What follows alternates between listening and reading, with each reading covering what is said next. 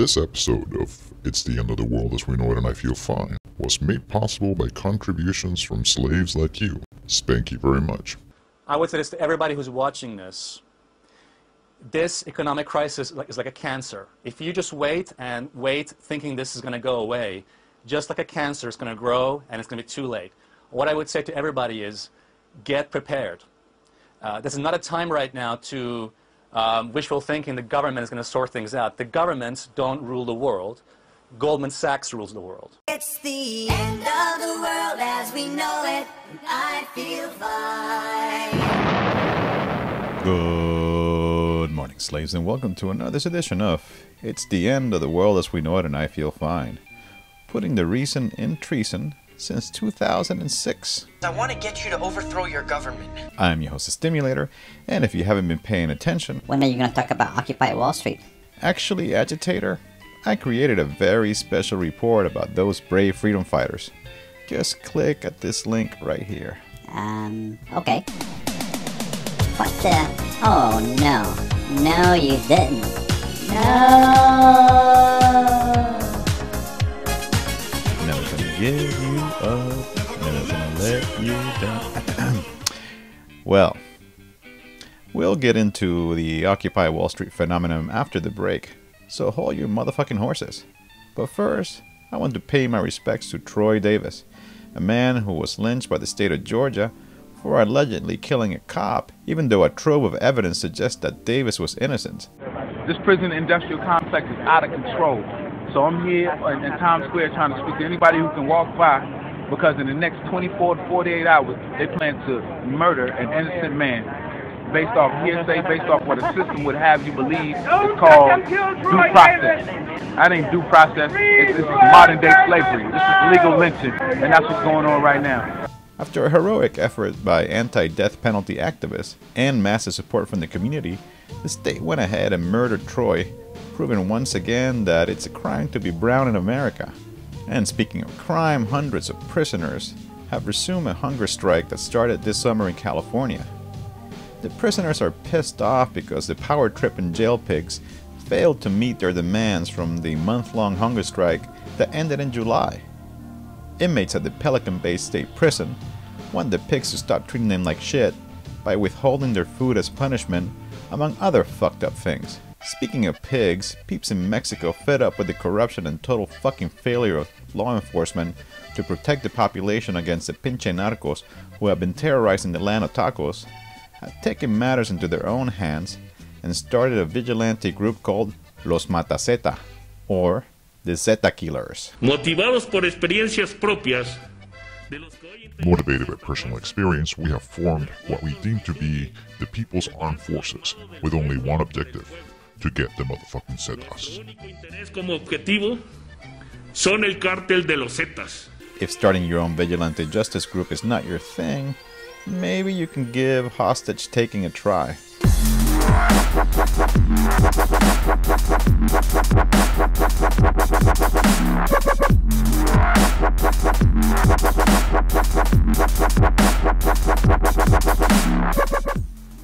In Bolivia, indigenous folks have been battling the pigs as they attempted to march to the capital to let that sellout Evo Morales know that they don't want the superhighway to Brazil to go through their ancestral lands.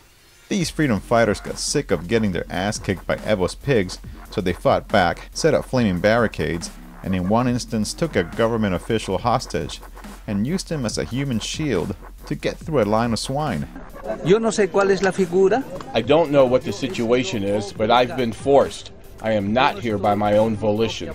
The fighting spirit of the Bolivians should serve as an example to peeps trying to stop a pipeline project that will carry tar sands oil out of Canada to the US. In two separate actions, protesters in Washington and Ottawa did a bit of political theater and smilingly handed themselves over to the pigs, in the hope that the leaders up top would change their mind. In sharp contrast, the Unistoten, an indigenous clan in occupied British Columbia, are fighting for proposed pipelines going through their territory. But they are doing so not in a symbolic fashion, but by setting up a camp that will stand in the way of these dirty oil tubes. Right now we're standing directly on the GPS point of the proposed Enbridge Inc. Northern Gateway pipeline proposal, and this is also our place where we're going to be standing off with them. They strap me to the table while they ready the venom. Blue collars with some extra dollars from the cowards who send them. But the sourness in them, drowning in that alcoholism's the real payment for these agents of death. Enter the med tech, checking the technicals on these killer chemicals. Even though he's not a doc, he plays one for the spectacle. Highly unethical and prone to mistake. Premeditated murder at the hands of the state. The plan and the date, given with no chance of escape. The victims of a system world-renowned for violence and hate. They poison the fates of men, taking life with the pen. Christian politicians killing Christ again and again. Guilty and innocent men, black trapped and condemned for killing people with a skin color lighter than them. Jim Crow holds the keys to the pen, and like Geppetto over ghettos, pull strings to make thieves out of men. But Sankofa held the key tucked in his cheek to the end. So when he spoke, he broke the chains and he put them on them, convicting the system of lynching and its racist tradition of using blacks as stepping stones for these punk politicians. It seems that the ongoing revolts in Europe and North Africa have inspired peeps in the United States with the Occupy Wall Street meme. What started as a moderate but energetic crowd has sparked what could be a worldwide movement. Peeps attempted to take over Wall Street by erecting a tent city in the playground for the elites, but the pigs heavy-handedly thwarted their effort. The protest was quickly dismissed by the dickholes from the corporate media as a failure, but the ragtag bunch quickly reassembled and took over a park nearby and held daily general assemblies without leaders. How anarchic. The fledgling movement caught national media attention when pigs launched a chemical attack at several female protesters. Now, occupations are planned in dozens of cities starting on October 1st and culminating on a global day of action on October 15th. To find out more about Occupy Wall Street, I spoke with Vlad T. of the GlobalRevolution.tv team, who have been broadcasting the occupation non-stop live since the very fucking beginning. Hey Vlad, how the fuck are you? We're good. Very happy. So, what the fuck is Occupy Wall Street? It's an attempt to create a public conversation, a public debate about how to resolve the issues that are facing us. And by public conversation, we mean a discussion where everyone's voice gets heard. We're introducing this idea of consensus, or almost consensus, in such a way that we want people to accept certain principles. And the principles we want them to accept are just the principle that we're all equal, and the principle that we're kind of all united by the fact that we're all human, we're all facing the same problem, and by the fact that, and by this idea of mutual respect. And mutual respect is we will listen to each other, try to convince each other, and trust each other to have this, to adhere to these principles, to arrive at consensus decisions, which through refinement of different ideas would actually be amazing decisions. We're talking about a mechanism of creating this mass group thought, which does not stifle individuality, but actually adds up our individuality to create something much bigger than the sum of the parts. So what does that mean in reality? In reality, it means we took that square and we instituted a concept in it of General Assembly, where all the people involved and everybody's welcome. We come to this General Assembly and we vote with consensus on various issues and proposals. For example, the demands we're going to have, and what is the list of those demands is. So what's happening is we're setting up working groups that are focusing on economics, on immigration issues, on labor issues, and so on, so on, so on, and we're inviting everyone to come and join us and help solve this.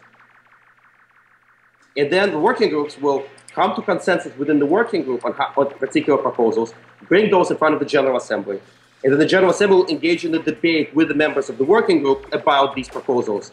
And the people who are blocking it are invited to come and join the working groups to resolve the consensus issues, so they can arrive at a new consensus, or the blocks don't count. Did you ever expect the shit to blow up in the way it did? I mean, this has the momentum of a global insurrection. I just came from Spain, and when we took this quarter or so in Spain in the end, I mean, it was, the first group was attacked, and it wasn't very big. And the second group was also not more than 300 people, and it was also taken out. But when the third group showed up, we were 50,000. And it wasn't 3 days. Day 1, day 2, and day 3. We took the square on the third day, and we held it for a month without any problems with police. There were just too many of us. So, and at the same time in Spain, 30 cities blew up at the same time. Okay? So we are seeing something similar happening in the United States right now. The fact that people took Wall Street made everyone suddenly realize that they can take the square. And then they realized that the emperor does not have any clothes. And that's the beginning of the American Revolution. There are insurrections planned for a shitload of places starting in October. Any advice for would-be insurrectionists? I highly suggest to read a manual that the Spaniards have written and finally translated into English that explains how to set up a consensus-based framework for these kinds of occupations. Specifically, if your goal is to come up with brilliant ideas how to evolve the society and have those ideas have the support of this huge body that is operating by consensus.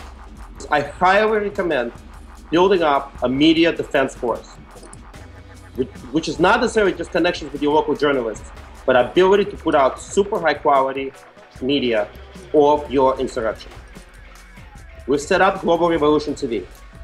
We're going to be sending in a tactical media kit, which will consist of laptops, cameras, and broadcast equipment, so people can plug directly into the Global Revolution channel, which at this point has built up a following of about, 200,000 people a day almost, or something like that.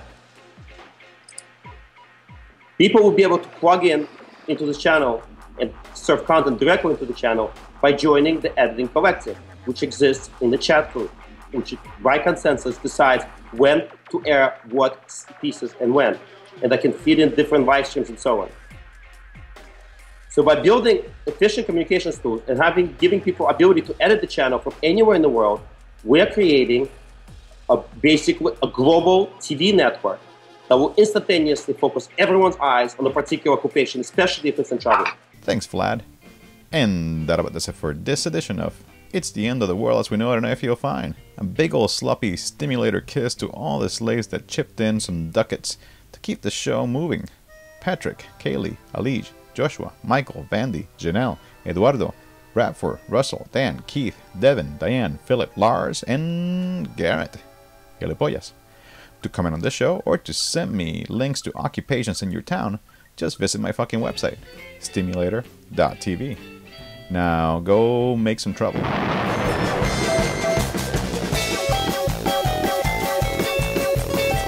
Remember, kids, you can podcast high-quality video of this show at submedia.tv.